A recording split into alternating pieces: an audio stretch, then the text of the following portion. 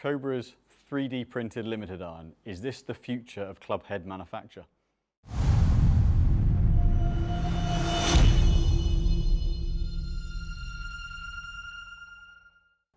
So this head is the new Cobra Limited 3D printed iron head. Now this has been brought slightly earlier to market than they would otherwise have done. However, it's something they've been working on for a number of years now. So what is the difference with it? How is it made? I mean, this is a hugely, I think, significant process in terms of the construction of an iron head, and what it allows the brands to do, the manufacturers to do from a technological point of view, but also a weight distribution point of view. So why 3D printing? Well, one of the elements of 3D printing that really helps is you haven't got the tooling, you haven't got to make the dies, to forge the heads, to make them with. You literally go from the CAD design program straight to the 3D printer. And that's something that cuts out a huge amount of cost and a huge amount of time.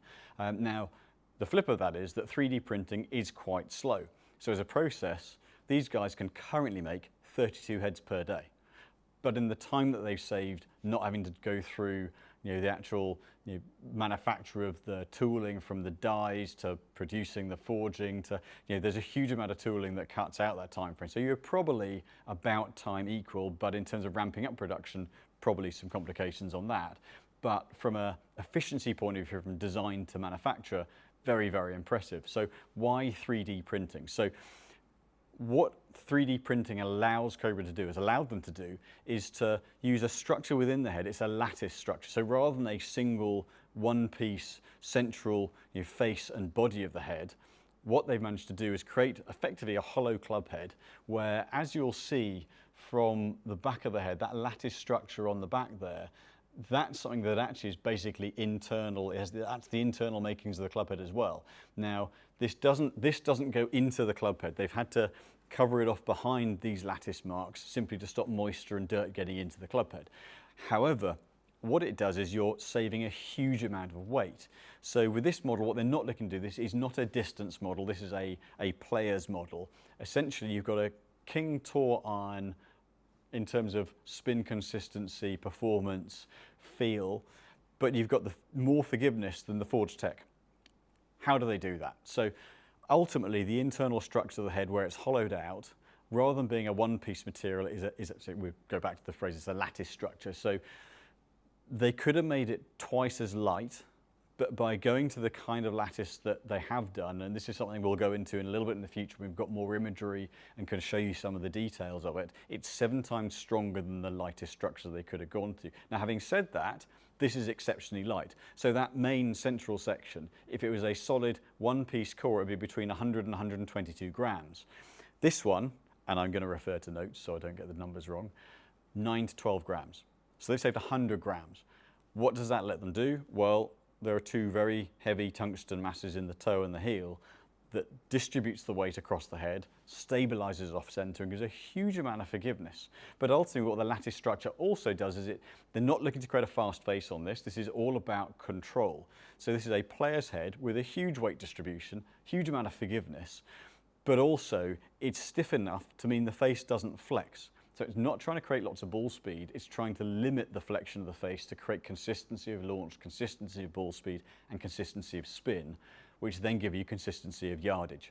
So trying to take the best of both worlds ultimately, but a really fascinating structure. So going into it a little bit more, the way that the process is done is that it's a steel powder. It's the 316L stainless steel powder that is used in a direct metal laser sintering process. Now, I have done a bit of a Wikipedia on this, and sintering is a process of compacting or forming a solid mass by pressure or heat without melting it to the point of liquefaction. So essentially, it's a powder that then when the laser is applied to it, it heats it, essentially cooks it, forms it, but not to the point where it goes beyond the solid structure, it goes to a liquid. It stays in the solid structure.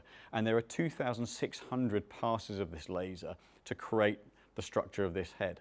So it's a huge amount of, effectively, layers. Lots of very, very fine layers that are built up to form the head, or the core of the head, that then they kind of form the frame around. But ultimately, it's the same kind of material and feel as a traditional kind of forged head. So the maneuverability, there's loft and lie adjustment performance, and that softer sound and feel, as we'll go on to hit in a moment, that you associate with the King Tour club head with their kind of forged products. So really a fascinating process, and something that they have been working on for a number of years now. So actually one of the things that you think this is a brand new technology, Bryson was using this in a driving iron back in 2019 because he was breaking the faces on the forged ones, but the lattice structure gave them the strength to put in the driving iron for him to use with that. Lexi Thompson has used some of these relative to her King forged tech that she's been using. So there have been models, not necessarily through the set of irons, but there have been models and prototypes on tour for a number of years now, particularly Bryson 2021-22, using the longer irons, particularly driving irons, some prototype irons with this 3D printing. So something that's been in development for a while, but now releasing to market. So ultimately, it just opens up options from a design point of view, from a feel point of view, from a weight distribution point of view that are not possible through traditional manufacturing processes. So as I say, the faceplate, taking 100 grams out, moving that weight into the heel and the toe makes it exceptionally forgiving. And when compared with the King Tour, I'm going to go through a couple of stats. At the same loft, same club speed, actually, I say the loft 1 degree stronger than the King Tour. We're seeing 2 miles an hour ball speed, this is Cobra's numbers, 1 degree lower launch, 400 revs less spin, so essentially that's the loft differentiation. But seeing a reduction by 73 revolutions in side spin and 4 to 5 yards more distance. But the distance isn't necessarily the focus of this, it's the consistency and the control and the forgiveness in what is ultimately a tour-shaped head. So it's the left-right dispersion reduction, slightly longer, but it's a softer forged feel, and that's something that we're going to hit a few shots now. And we'll go on to that. I'll describe what it's like to hit it and take that from there, look at some of the numbers. So this manufacturing process allows a very, very clean shape. It's a very slightly smaller head shape than the King Tour, particularly around the top of the toe line. So you're not, to get this amount of forgiveness, you're not having to go to something where it's a huge amount of offset, a really wide sole, very thick top line to get the hollowed out nature. It's a very clean, simple, classic kind of player style club head shape. So what does that mean from a performance point of view? So the one thing that's really noticeable straight out the gate is the sound. It's a really, and I play a forged blade head, so I'm very sensitive to the sound on it. It's a really muted note. It's not that harsh, clicky sound that you get off a thinner, maraged face where the brands are putting in a thinner, faster material to flex and kick and give ball speed. This gives a really, for want of a better phrase, soft feedback to the player. So you can definitely notice that there's very little vibration from the head, there's very little twisting from the head through impact. And that was a really horrible strike. But I'm not sensing a lot of twisting, and there are some heads where, so from that shot, the ball speed's really horrific, which shows I probably nearly shanked that one. But actually, I don't feel a lot of twisting from the head, and that's what putting that amount of weight in the heel and toe, it stops that deflection of the head, gives the player a lot more stability. So let's try one more here. So yeah, a very, very stable feel through the ball. So one of the things that having that amount of weight in the heel and toe does is it gives you a performance where the head doesn't deflect as much. So there's so much mass, so light in the middle, so much mass here in these sort of extremes of the toe and the heel, that if you strike it, I'll turn around, if you strike it off center, there's a lot of momentum behind that part of the head, so it doesn't deflect and kick. Same out the heel. Normally if you strike it out the heel, it comes out dead, the toe kicks through and it comes out weak and with nothing on it, but you really feel that contact, which is something that you don't really with that head. And the nature of the material, that lattice structure inside as well, it does have a very sort of players-like, blade-like, I'm not going to go quite as far as blade-like solidity to it, but that softness to it, and that lack of harshness to the contact, which so many other heads have got to get and have got to use to get this much forgiveness. So really quite, I think, unique in that setup, but something that I think the construction of the head really kind of lends itself to. So what does that mean for the consumer? Well, ultimately, these are not a cheap iron head. There are 500 sets globally released currently.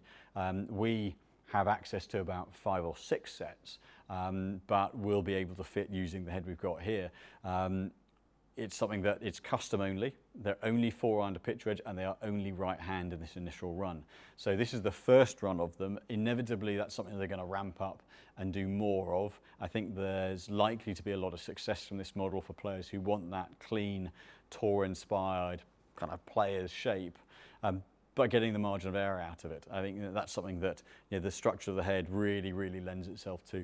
So I think a really fascinating product. I think, you know, Cobra have always innovated, and I think this is you know, definitely no change from that. They're doing something that, you know, very, very few others are or have the capability to do, and I think this could be a very successful head, albeit at a price point where we've only got the US dollars price at the moment. For a set of 4 to pitch, the base guideline price is $3,000. So they are an expensive set, but they're a very limited run, and so that first 500 sets, that's where we are at the moment. And I don't have a date on when this may be added to.